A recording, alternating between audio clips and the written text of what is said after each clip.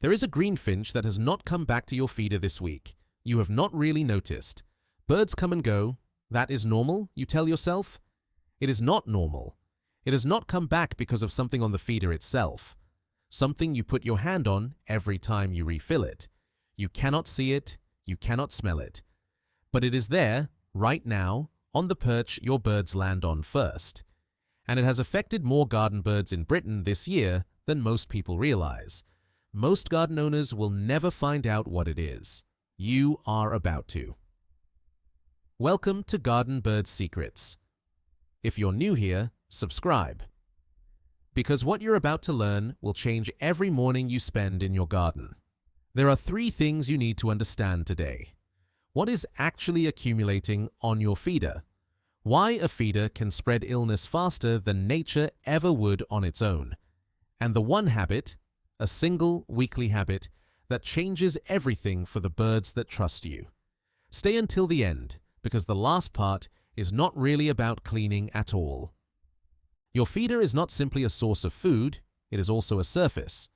Birds return to it, land on it, feed from it, and leave something behind every single time. Saliva, droppings, damp husks that never quite dry. Over days, that residue does not disappear. It builds. Garden Wildlife Health, the monitoring partnership run jointly by the BTO, the RSPB, and the Zoological Society of London, has tracked a parasite called Trichomonas gallinae for close to 2 decades. It spreads through exactly this kind of shared surface: contaminated food, contaminated water, a feeding port that never gets washed. The infection makes it difficult for a bird to swallow. It grows weak, it stops feeding, and in far too many cases, it does not recover. The species hit hardest is the greenfinch.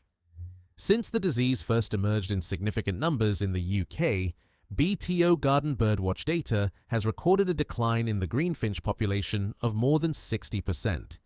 Not a slow drift. A collapse, and one that tracks almost exactly with the arrival of this disease at garden feeders. What makes this particular illness so difficult to notice is how ordinary the early signs look. A bird that seems a little slower to leave the perch, one that fluffs its feathers and sits still for longer than usual. Most garden owners see this and assume the bird is simply resting. By the time the signs are unmistakable, the infection has often taken hold. In your garden, this means the small brown residue at the base of your feeder is not just untidy. It is where the next outbreak begins. The next time you see a smear you have been meaning to wipe away, you will know exactly what it can cost. In the wild, birds forage across a wide area. They rarely queue at the same 6 inches of space, over and over, all day. Your feeder changes that completely. It draws dozens of birds, sometimes different species, to touch the same surface, dozens of times every single day. This is not only a trichomoniasis problem. Garden Wildlife Health has documented the same concentrated contact pattern behind salmonellosis and avian pox, 2 further illnesses that move through UK gardens along precisely the same route. Different pathogens, the same mechanism.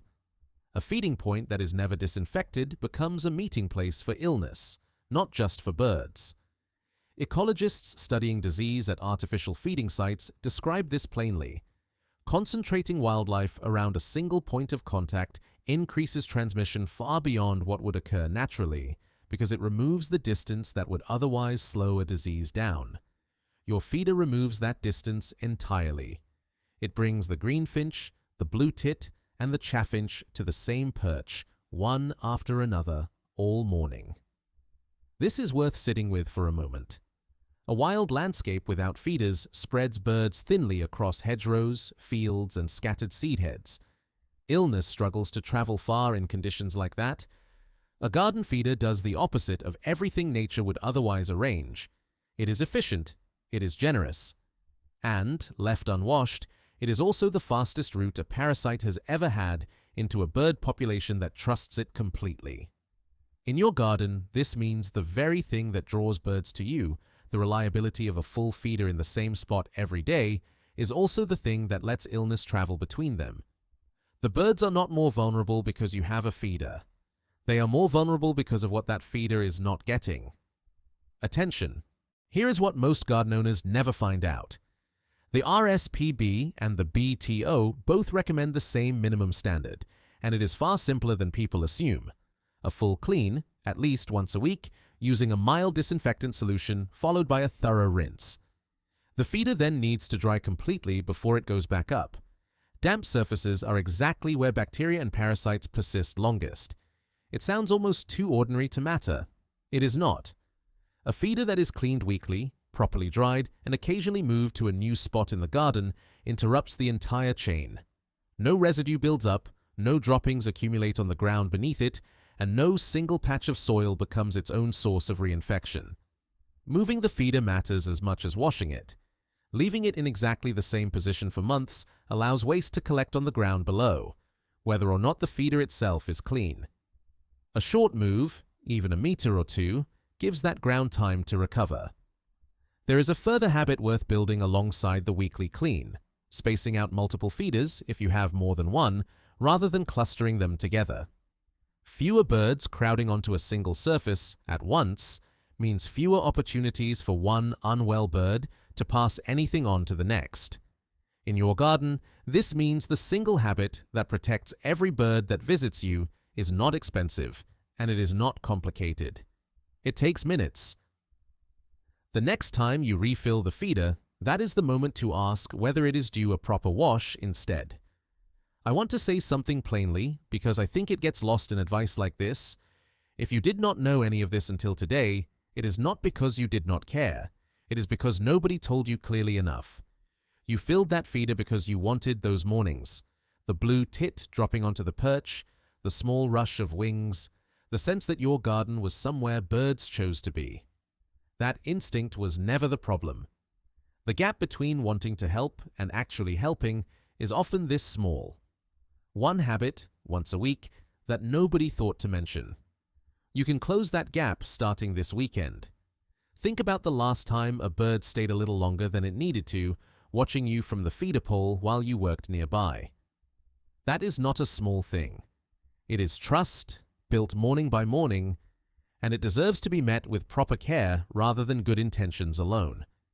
The birds that keep returning to your garden are doing so because they trust what they find there. That trust is worth protecting properly. Some of you will have already noticed a bird that simply stopped coming, the way I described at the start. If that has happened in your garden, I would genuinely like to hear about it. Tell me in the comments. I read every single one. These are the stories I carry with me longest. I'll see you in the garden.